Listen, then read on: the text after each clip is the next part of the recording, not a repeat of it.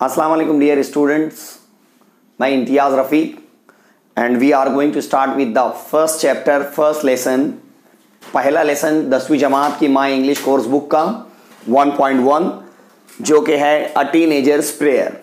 सबसे पहले हम लोग इस चीज़ को समझ लें कि टीनेजर्स प्रेयर है क्या, और इसके ऊपर जो कुछ एक्टिविटीज़ दी हुई हैं उसको हम लोग कंप्लीट करते हैं और उसके बाद में इंशाअल्लाह अज़ीज़ हम लोग पोएम की तरफ रवा दवा होंगे और पोएम को समझने की कोशिश करेंगे।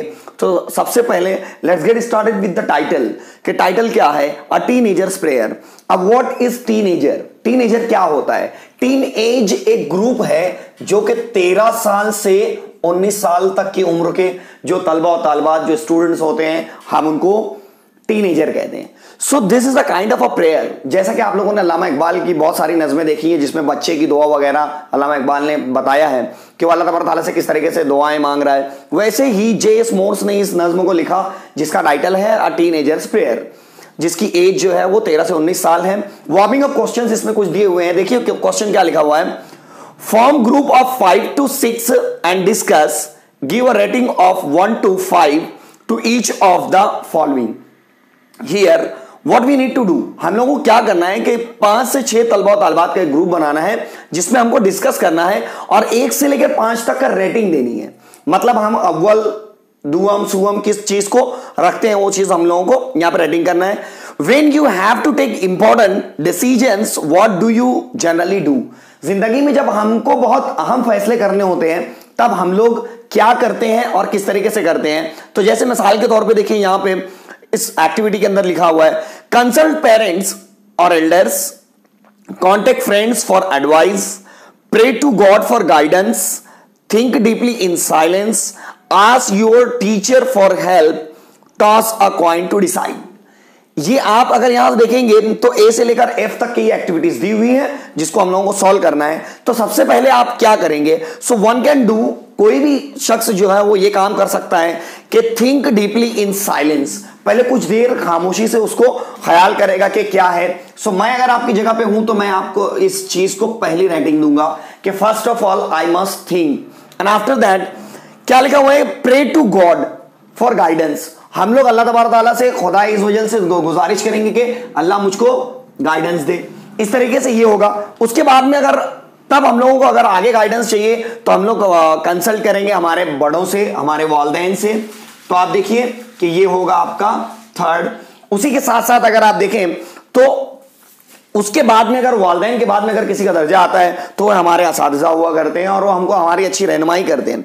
Ask your teacher for help, so we can put it 4 and then last but not the least, contact friend for advice, आप अपने दोस्तों से भी मशवरा कर सकते हैं तो हम लोग इसको लिखेंगे 5। और लास्ट में जब आप कुछ भी नहीं कर सकते और इमीडिएट आपको फैसला लेना है उस वक्त आप क्या करेंगे, टॉस अ कॉइन। सो ये होगा आपका number 6। So this is what we have completed the activity. इस तरीके की अगर एक्टिविटी अगर आप इसको कर लेते हैं तो आपको ये समझ में आसानी से समझ में आ जाएगा कि पोएम किस बारे में है, जैसा कि मैंने आपको बताया कि टीनेजर्स प्रेयर। आइए अब इसकी जो दूसरी एक्टिविटी दी हुई है उसको सॉल्व करें। Let's see the second activity of this teenagers prayer. But before to start that, उसको शुरू करने से पहले मैं आपको कुछ ऐसी बातें बता देना चाहता हूं जो आपके लिए काबिले गौर होगी और बहुत आसान भी होगी। किसी शायर ने बहुत खूब कहा था कि ऐ आसमां तेरे खुदा का नहीं खौफ, ऐ जमी तेरे इंसान से डर लगता है। सो दिस इज व्हाट, इस शेर को अगर आप गौर करें तो शायर आसमान से कह रहे हैं कि ऐ आसमां तेरे खुदा का नहीं है खौफ, ऐ जमी तेरे इंसान से डर लगता है। तो अगर आप इसमें देखें तो शायर जो है वो डायरेक्ट आसमान से बात कर रहा है और एक तरफ जमीन से बात कर रहा है, लेकिन ये दोनों ही ऐसे ऑब्जेक्ट हैं जो कि उसको जवाब नहीं दे सकते। Getting my point? सो यहां पे जब हम लोग टीनेजर्स प्रेयर पढ़ने जा रहे हैं तो उसमें मुख्तलिफ फिगर्स ऑफ स्पीच का इस्तेमाल किया गया है। जो मोस्टली इस्तेमाल की गई है वो है अपॉस्ट्रॉफी, दूसरी है एलिट्रेशन, थर्ड नंबर पर आती है इन्वर्जन और 4 नंबर पर आता है metaphor. First, what is apostrophe? Apostrophe क्या होता है? एड्रेस टू द एब्सेंट और इमेजिनरी पर्सन। ऐसे ऑब्जेक्ट से बात की जाए जो एब्सेंट हो, जाहिरी तौर पे दिखाई तो दे रहा है लेकिन बट एब्सेंट है, जिससे हमको कोई रिस्पांस नहीं मिलता। और इट में भी इमेजिनरी पर्सन, लाइक हम लोगों ने पढ़ा है O captain my captain, so in that O captain my captain के अंदर the captain is dead, captain जो है वो गुजर चुका है। इसी तरीके से देखिए अलिट्रेशन क्या होता है, repetition of the consonant sound in the beginning, repetition of consonant sound जो है वो रिपीट किया जाएगा बिगिनिंग में, जैसे twinkle twinkle little star, so the letter tt is repeated over here, therefore it's a kind of example of alliteration. The next one is inversion. This is also very important from board point of view. Board में इस तरीके के questions किए जाते हैं, जैसे inversion के example आपको देगा और आपको पूछेगा कि which figures of speech is used in this line, so you need to write the answer if you know the definition of these. अगर आपको इसकी डेफिनेशन पता है तो आप आसानी से उसको लिख सकते हैं। जैसे इन्वर्जन लिखा हुआ है, set of rule is not followed, जैसे हम लोग कोई भी सेंटेंस लिखते हैं जिसके अंदर सब्जेक्ट वर्ब ऑब्जेक्ट को फॉलो करते हैं, लेकिन जब कभी भी एम्फेसिस देना होता है, जोर देना होता है और शायर उस चीज को अपने तौर से बरतता है, तो हम लोग उसे कहते हैं कि इन्वर्जन। अभी जब पोएम हम लोग शुरू करेंगे तो मैं आपको बताऊंगा उसमें कि what inversion is all about. उसके बाद में कह रहा है कि metaphor is nothing but the direct comparison, directly किसी चीज को कंपेयर करता है। So let's get started with the second activity, जो सेकंड एक्टिविटी दी हुई है। In poetry very often there are lines in which the poet seems to talk directly to an absent person और abstract idea, thing, object. Such a tactic device used by poet is figures of speech apostrophe. For example, twinkle twinkle little star, death where is thy sting? And then now complete the following, creating examples of apostrophe of your own. See, one more important peculiar point I like to clear you. एक बहुत अहम point आपको मैं clear करता चलूं। If clauses एक करके exam में आते हैं जिसके अंदर आधा सेंटेंस दिया होता है, उसके आगे का रेस्ट ऑफ द सेंटेंस आपको लिखना होता है, वैसे ही एक एक्टिविटी यहां पे दी हुई है।